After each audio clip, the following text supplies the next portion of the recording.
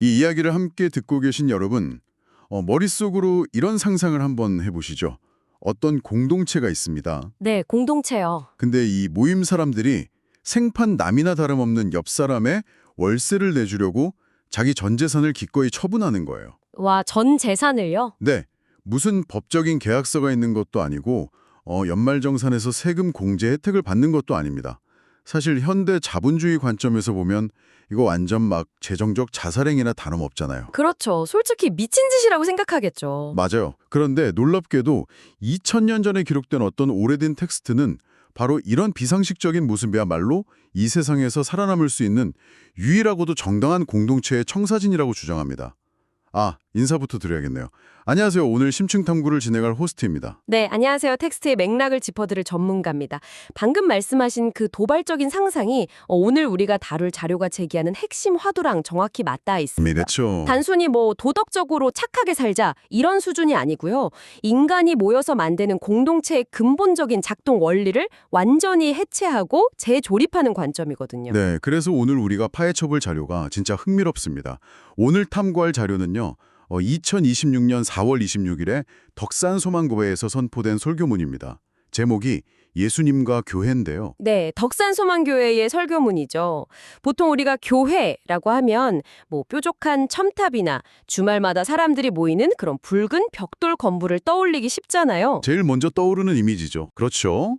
하지만 오늘 저희의 미션은 이 텍스트가 주장하는 양의 문, 그리고 목자라는 아주 오래된 은유를 통해서 물리적 공간이나 단순한 사교 모임을 넘어선 진정한 영적 공동체의 본질이 대체 뭔지 추적해보는 겁니다. 네, 그 안에서 우리 인간의 이기심은 또 어떻게 극복될 수 있다고 설명하는지 아주 깊게 들어가 보겠습니다. 좋아요.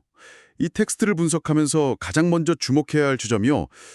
우리가 흔히 아는 교회의 1차적 정의를 철저하게 무너뜨린다는 겁니다. 정의를 무너뜨린다. 네, 방금 호스트님도 말씀하셨지만 보통 교회를 이스라엘의 성전처럼 어떤 웅장한 건물로 인식하는 경향이 짙잖아요. 눈에 보여야 하니까요. 그런데 텍스트는 물리적 공간이 교회를 정의하는 기준이 될 수 없다고 확 선을 긋습니다.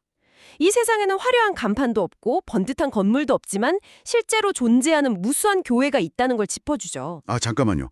건물이 없어도 된다는 건 저도 이해가 갑니다. 그런데 제가 이 텍스트를 쭉 보니까 심지어 사람들이 모여서 되게 좋은 일을 한다고 해도 무조건 교회가 되는 건 아니라고 명시되어 있더라고요. 맞아요. 바로 그겁니다. 보통 우리가 생각할 때 사람들이 모여서 밥도 같이 먹고 서로 돕고 또 지역사회를 위해 막 거액을 기부하는 구제 활동을 하면 속으로 저게 진짜 교회의 순기능이지 이렇게 생각하잖아요. 아주 훌륭한 모임이죠. 네, 훌륭하죠. 근데 이 텍스트 논리에 따르면 그것만으로는 교회가 성립될 수 없다는 뜻인가요? 정확합니다. 그 지점이 텍스트가 던지는 첫 번째 패러다임 전환인데요. 골로새서 1장 18절 구절을 인용합니다. 그는 몸인 교회의 머리시라. 이 구절이거든요. 머리시라. 네, 교회의 근본은 사람들의 선이나 착한 행동이 아니라 예수님이라는 중심축에 있다는 거죠. 그러니까 교회를 하나의 거대한 유기체, 사람의 몸이라고 봤을 때요. 네. 인간들이 아무리 건강하고 훌륭한 장기들을 한데 모아놨다 한들 그걸 통제하고 생명을 공급하는 중앙 운영체제, 즉 머리가 없다면 머리가 없으면. 살아있는 몸이 아니라는 논리입니다. 아하. 그럼 제가 제대로 이해했는지 한번 비유를 들어볼게요. 만약 세계 최고의 연주자들이 한 무대에 모였어요. 각자 악기도 완벽하게 튜닝하고 준비를 딱 마쳤습니다. 네, 완벽한 오케스트라죠. 그런데 그 앞에 박자를 맞춰줄 지휘자가 없어요. 그럼 아무리 훌륭해도 교향악단이라고 부를 수는 없는 것처럼 예수님이 중심에 없다면 아무리 멋진 자선단체라도 교회는 아니다. 이런 뜻인가요? 아주 좋은 비유인데요. 사실 텍스트는 지휘자가 없는 교향악단보다 훨씬 더 근본적인 단절을 이야기하고 있습니다. 더 근본적이요? 네, 지휘자는 사실 모인 사람들의 박자를 조율해주는 역할이잖아요. 그런데 텍스트가 말하는 머리의 개념은 그 중심축이 없다면 연주자들의 손에 들린 악기 자체가 아예 존재 의미를 잃어버리는 것에 가깝습니다. 와, 존재 의미를 잃는다? 네, 단순히 가르침을 도덕적으로 따르는 좋은 사람들의 무리가 아니라 그의 십자가, 부활, 승천을 믿고 성령이 함께하는 그 영적인 토대, 그 DNA가 있어야만 교회가 성립한다는 게 이 텍스트의 아주 강력한 주장입니다. 중심축이 뭐냐에 따라 아예 본질이 달라져 버리는 거군요. 네, 맞습니다. 그럼 논리적으로 당연히 다음 질문이 따라오는데요. 그 중심축인 예수님은 자신을 대체 어떤 방식으로 소개하고 있길래 이 텍스트가 유일한 근거로 삼아야 한다고 그렇게 강조하는 걸까요? 그래서 텍스트가 아주 독특한 은유를 하나 가져옵니다. 바로 요한복음 10장에 나오는 양의 문이라는 개념이죠. 양의 문? 문이요? 네, 문입니다. 이 비유를 사회학적이나 역사적 맥락에서 뜯어보면 되게 치밀한 상징이라는 걸 알 수 있어요. 텍스트에서도 과거 우리의 한성, 그러니까 서울이나 해미읍성, 홍주읍성 같은 성곽 문화를 예로 두는데요. 아, 사극에서 많이 보는 그런 성문이요? 그렇죠. 고대나 중세 성곽 도시에서 문은 단순히 안과 밖을 가르는 선이 아니었거든요. 적의 공격으로부터 성 안의 사람들을 보호하는 절대적인 방어선이기도 했고 또 식량이나 생필품이 오가는 완전 생명줄이었죠. 맞아요. 생명줄입니다. 성문 닫히면 굶어 죽고 성문 뚫리면 몰살당하는 거니까 그 시대 사람들에게 문이라는 건 말 그대로 삶과 죽음을 가르는 경계선이었겠네요. 바로 그겁니다. 그래서 텍스트는 이 문이 가진 가장 중요한 속성에 집중해요. 그게 뭐냐면 바로 정당한 절차입니다. 정당한 절차. 네.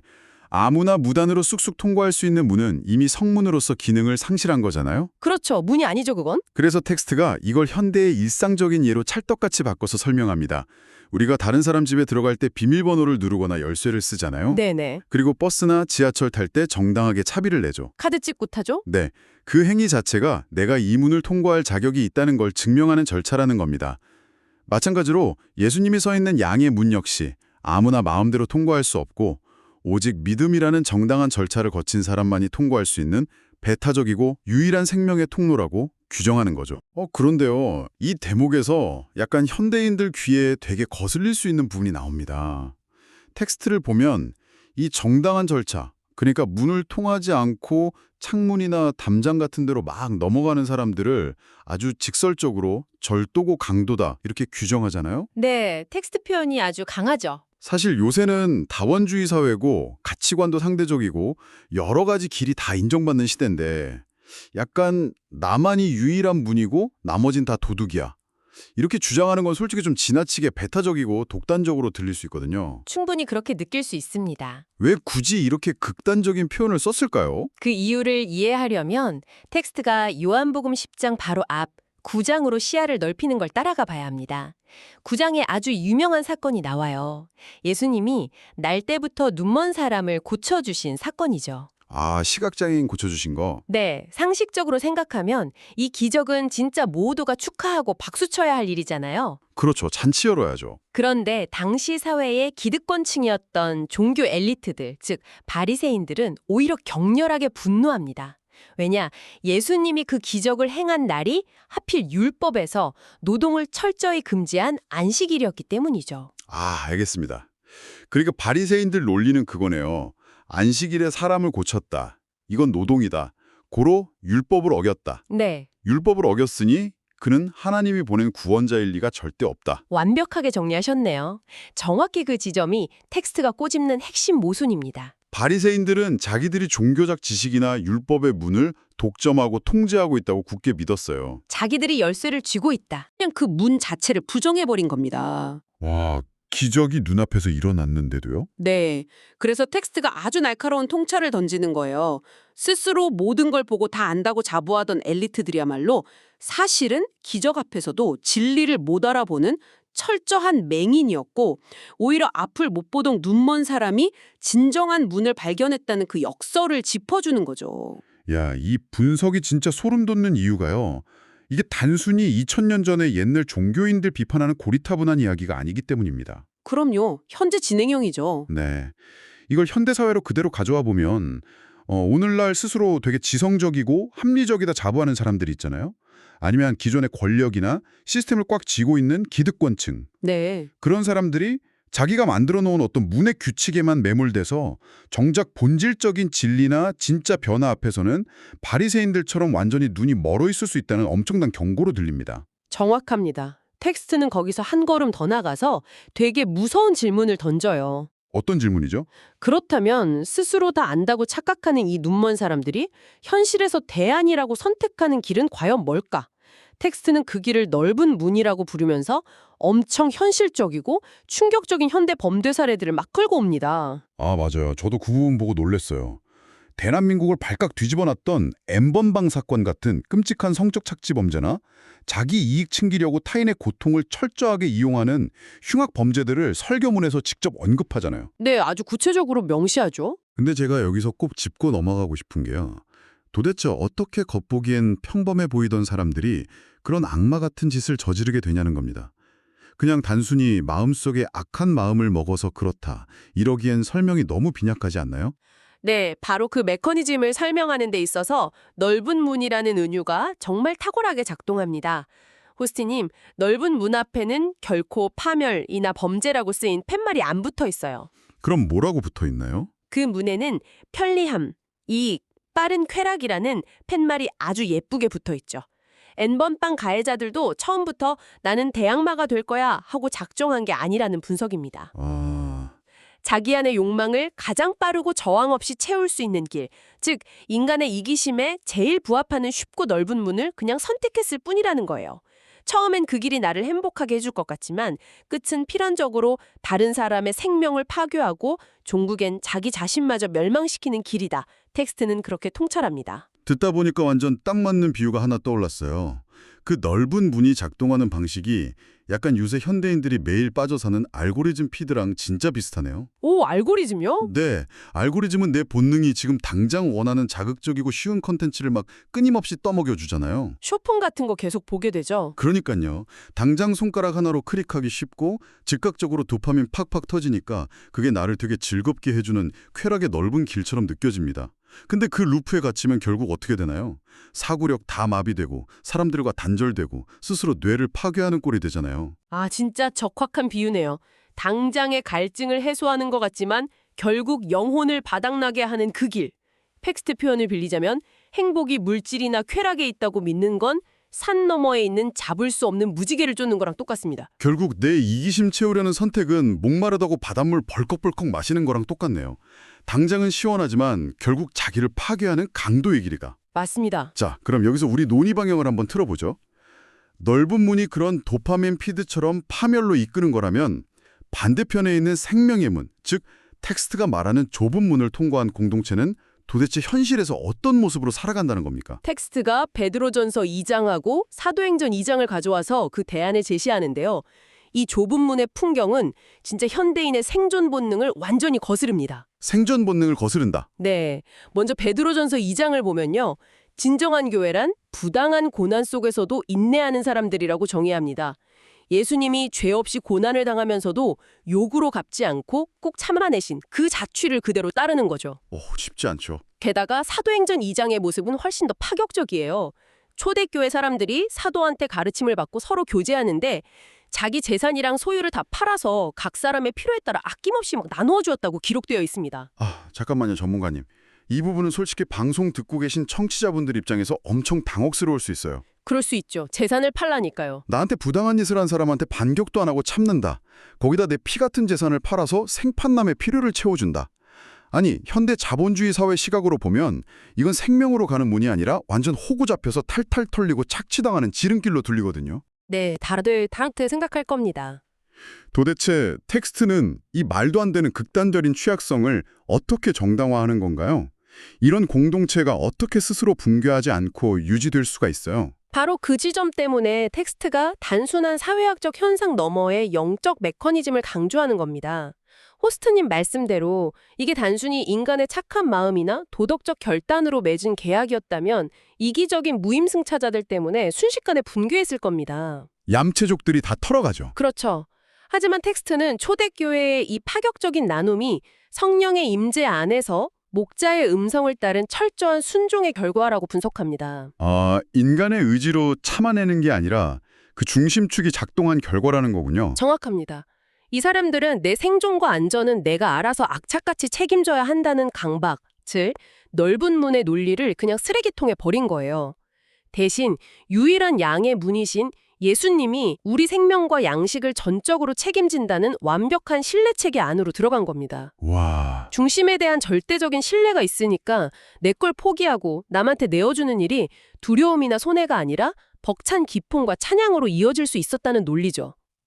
이게 텍스트가 그리는 가장 급진적이고 진정한 의미의 공동체 모습입니다. 세상에 오늘 우리 탐구가 정말 엄청 깊은 곳까지 내려왔네요. 네, 정말 밑바닥까지 봤죠. 처음에 우리는 교회라는 되게 익숙한 단어를 그냥 일요일에 모이는 건물 정도로 정의하고 시작했잖아요. 그렇죠. 그런데 이 설교문 텍스트를 해체하는 과정에서 고대 성곽도시의 생사를 가르던 그 문의 무게감도 알게 됐고요. 스스로 모든 걸 통제한다고 믿었던 엘리트들의 영적 맹점도 목격했습니다. 네, 바리새인들의 맹점이죠. 그리고 알고리즘처럼 우리 이기심을 살살 자극해서 끝내 파멸로 끌고 가는 현대의 넓은 문, 그 무서운 메커니즘도 분석했고요. 마침내 맺것을 쥐어짜는 생존 투쟁을 멈추고 목자의 음성에 온전히 기대서 타인에게 자기를 내어주는 그 초대교회의 급진적인 모델까지 도달했습니다. 이 긴 여정 끝에서 지금 이 방송을 듣고 계신 분들은 아마 스스로의 삶의 궤적을 돌아보게 되실 것 같아요. 우리는 매일, 매 순간 어떤 문을 열고 닫으면서 살아가잖아요. 네, 선택의 연속이죠. 그 문이 내 이기심을 빠르고 편하게 채워주는 넓은 문인지 아니면 걷기엔 좀 불편하고 부당해 보여도 결국 진정한 생명으로 연결되는 좁은 문인지 스스로에게 질문을 안 던질 수가 없게 만드는 텍스트였습니다. 맞습니다. 오늘 우리는 진정한 공동체라는 게 벽돌이나 간판으로 만들어지는 게 아니라 철저하게 하나의 중심축을 공유하면서 이기심을 이겨내는 보이지 않는 연결망이라는 걸 뼈저리게 확인했습니다. 네. 자, 그렇다면 여러분의 현실 속으로 아주 묵직한 질문을 하나 던지면서 오늘 탐구를 갈무리해 보겠습니다. 청취자 여러분이 지금 몸담고 있는 가장 중요한 공동체를 머릿속에 한번 떠올려 보십시오. 직장이나 모임, 뭐든 좋죠. 네, 만약 오늘 당장 그 모임에서 여러분을 단단히 묶어두고 있던 눈에 보이는 조건들, 쾌적한 물리적 공간이나 남들한테 과시할 만한 사회적 인맥, 그리고 나한테 직접 떨어지는 금전적 이익이나 도파민 같은 혜택들이 한순간에 싹 다 증발해버린다고 가정해 봅시다. 싹 다 사라지는 거네요? 과연 그곳에는 그런 피상적인 조건들이 다 사라진 후에도 여러분과 사람들을 계속해서 하나로 단단하게 묶어줄 진정하고도 흔들림 없는 그 문이 남아있을까요? 여러분의 공동체를 아니면 여러분의 삶 전체를 붕괴하지 않게 딱 버티고 지탱해주는 진짜 중심은 도대체 무엇입니까? 이 깊고 서늘한 질문의 답은 오롯이 여러분 각자의 몫으로 남겨두겠습니다. 네, 깊이 고민해 볼 만한 주제네요. 네, 오늘 깊은 탐구는 여기서 마치겠습니다. 함께해 주셔서 감사합니다.